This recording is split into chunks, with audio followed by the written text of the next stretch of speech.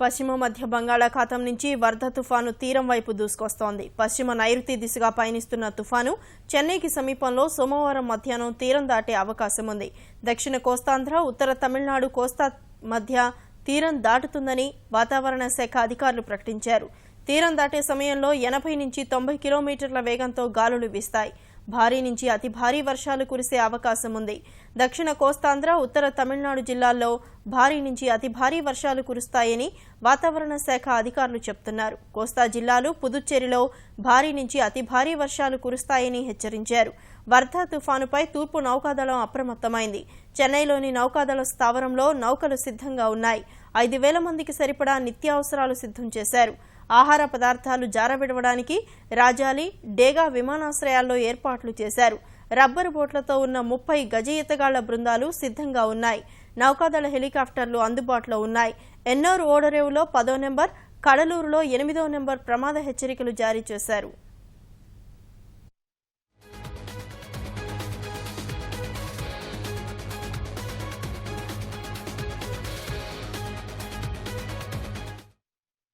ఇక తుఫానుకు సంబంధించి మరింత సమాచారం మా ప్రతినిధి ధనుంజయ్ అడిగి తెలుసుకుందాం.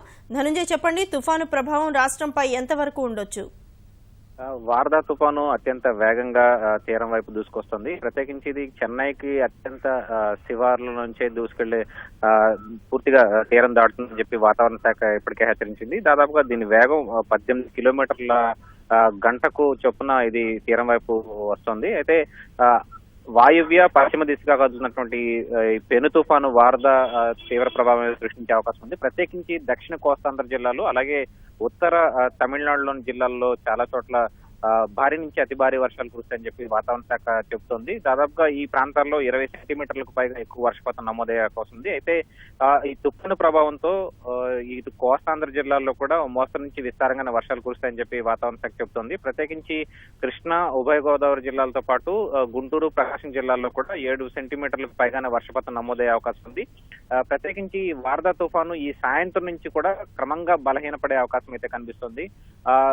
ఈ పెను తుఫాను వారదా బలహీనపడి తుఫానుగా మారిన తర్వాతే రేపు మధ్యాహ్నానికి ఇది చెన్నై సమీపంలో తీరాన్ని దాటుతుందని చెప్పి వాతావరణ శాఖ అంచనా వేస్తుంది. అయితే ఇది తీరం దాటే సమయంలో మాత్రం తీరం వెంబడి దాదాపుగా గంటకు 90 నుంచి 110 కిలోమీటర్ల వేగంతో పెనుగాలులు వీస్తాయని చెప్పి కూడా చెప్తున్నారు. అయితే ఈ పెనుగాలుల కారణంగా కొన్ని కచ్చాయిలతో పాటు విద్యుత్ స్తంభాలు, అలాగే కమ్యూనికేషన్ టవర్లకు కూడా తీవ్ర నష్టం వాటిల్లే అవకాశం ఉంది. ఈ నేపథ్యంలోనే నెల్లూరు తదితర ప్రాంతాల్లో అప్రమత్తంగా ఉండాలని చెప్పి ఇప్పటికే రాష్ట్ర యంత్రాంగం హెచ్చరించింది. ఇక ప్రత్యేకించి ముఖ్యమంత్రి చంద్రబాబు దీనికి సంబంధించి అనుక్షణం కూడా సమీక్ష నిర్వహిస్తున్న అధికారులతోటి ఇప్పటికే అత్యంత సమీపం చెన్నైకి దాదాపుగా 350 కిలోమీటర్ల దూరంలోనే ఇది పశ్చిమ మధ్య బంగాళాఖాతంలో కేంద్రీకృతమైంది. దీని ప్రభావంతో ఇప్పటికే ఆకాశం అంతా కూడా దాదాపుగా కోస్తాంధ్ర తీరం, తమిళనాడులోని ఉత్తర జిల్లాల్లో అన్ని చోట్ల కూడా పూర్తిగా వాతావరణం పూర్తిగా మారిపోయింది. దాదాపుగా అన్ని ప్రాంతాల్లో కూడా మేఘావృతంగా ఉంది. ప్రస్తుతం ఈ సాయంత్రం నుంచే వర్ష ప్రభావం ప్రారంభమయ్యే అవకాశం ఉంది. అయితే ధనుంజయ్, ఈ తుఫాను ప్రభావం ఏ ప్రాంతాలపై ఉండే అవకాశం ఉంది? ప్రత్యేకించి ఈ తుఫాను ప్రభావం అయితే కనుక దక్షిణ కోస్తాంధ్ర జిల్లాలు అంటే నెల్లూరు నుంచి ప్రకాశం జిల్లా వరకు కూడా దీని ప్రభావం పడే అవకాశం ఉంది. ప్రత్యేకించి ఇది చెన్నై శివారులో తీరం దాటే అవకాశం తోటి ఇటు నెల్లూరులో కూడా అత్యంత గరిష్ట ప్రభావం దీన్ని చూపిస్తుందని చెప్పి వాతావరణ శాఖ అంచనా వేస్తుంది. ఈ ప్రాంతంలో నెల్లూరు, తమిళనాడులోని ఉత్తర ప్రాంతంలో అంటే కడలూరు, తిరువళ్ళూరు జిల్లాల్లో మాత్రం భారీ వర్షాలు కురిసే సూచనలు ఉంది. ఇది తీరం దాటే సమయంలో మాత్రం గంటకు 110 కిలోమీటర్లకు పైగా పెనుగాలులు వీస్తాయి. దీనివల్ల భారీ విధ్వంసం చోటు చేసుకునే అవకాశం ఉందని చెప్పి వాతావరణ శాఖ కానీ ఇటు విపత్తు నిర్వహణ శాఖ కూడా అంచనా వేస్తుంది. అయితే ధనుంజయ్, ఈ తుఫాను ప్రభావం అధికంగా ఉండే అవకాశం ఉందైతే తెలుస్తుంది. దీనికి సంబంధించి తీర ప్రాంత ప్రజలను ఏమైనా ఖాళీ చేస్తున్నారా? వాళ్ళకేమైనా హెచ్చరికలు లాంటివి ఏమైనా జారీ చేశారా? ఇప్పటికే అటు జాతీయ విపత్తు నిర్వహణ సంస్థ NDMA నుంచి కూడా అటు తమిళనాడులోకి ఇటు నౌకాదళం కూడా ప్రత్యేక బృందాలను ఏర్పాటు చేసింది. విపత్తు నిర్వహణ దళం అయితే కొన్ని బృందాలను కూడా అక్కడే ఏర్పాటు చేసింది చెన్నైలో. అలాగే ఇక రాష్ట్ర ప్రభుత్వం తరపు నుంచి కూడా నెల్లూరులోని తీర ప్రాంత గ్రామ ప్రజల్ని ఇప్పటికే ఖాళీ చేయించారు. సురక్షిత ప్రాంతాలకు వాళ్ళని తరలించడం కూడా జరిగింది.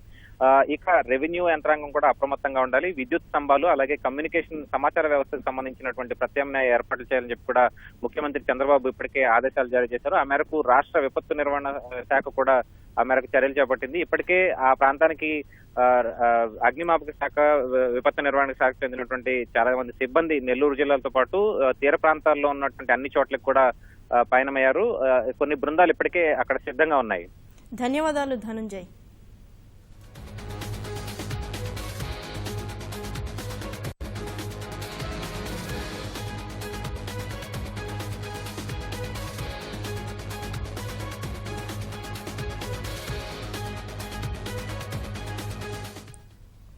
ఇక వర్ధా తుఫాను తమిళనాడు మీద కూడా అధికంగా ప్రభావం చూపే అవకాశం ఉందని తెలుస్తోంది.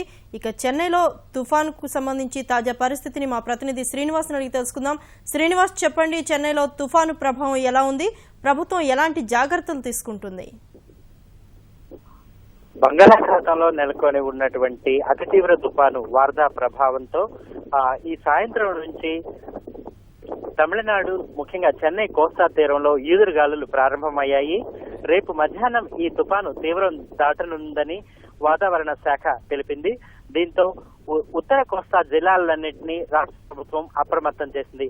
ముఖ్యంగా కడలూరు, తిరువళ్లూరు, కాంచీపురం, చెన్నై, విழுப்புరం ఈ జిల్లాల యంత్రాంగాన్ని రాష్ట్ర ప్రభుత్వం అప్రమత్తం చేసింది. అదేవిధంగా తుఫానుకు ఏ విధమైనటువంటి చర్యలు తీసుకోవాలి, ఎలా ప్రజలను సురక్షిత ప్రాంతాలకు తరలించాలన్న విషయమై రాష్ట్ర ప్రభుత్వ ప్రధాన కార్యదర్శి రామ్మోహన్ రావు చెన్నైలోని సచివాలయంలో ఓ సమీక్షా సమావేశం నిర్వహించారు. ముఖ్యంగా రేపు సోమవారం కావడంతో విద్యాలయాలకు సెలవులు ప్రకటించి తీవ్రమైన గాలులు వీచే నేపథ్యంలో కరెంటు స్తంభాలు తెగిపడే అవకాశం ఉండటంతో ప్రజలను ఇళ్లకే పరిమితం అయిపోవాలని హెచ్చరికలు జారీ చేయాలని చెప్పారు. అదేవిధంగా మత్స్యకారులు 2 రోజుల పాటు వేటకు వెళ్లొద్దని తెలిపారు. తీరం వెంబడి 80 నుంచి 90 కిలోమీటర్ల వేగంతో గాలులు వీచే అవకాశం ఉండటంతో తీర ప్రాంతంలో కట్టుదిట్టమైనటువంటి రక్షణ చర్యలు చేపట్టాల్సిందిగా ప్రభుత్వ యంత్రాంగాలకు రాష్ట్ర ప్రభుత్వం ఆదేశాలు జారీ చేసింది. ధన్యవాదాలు శ్రీనివాస్.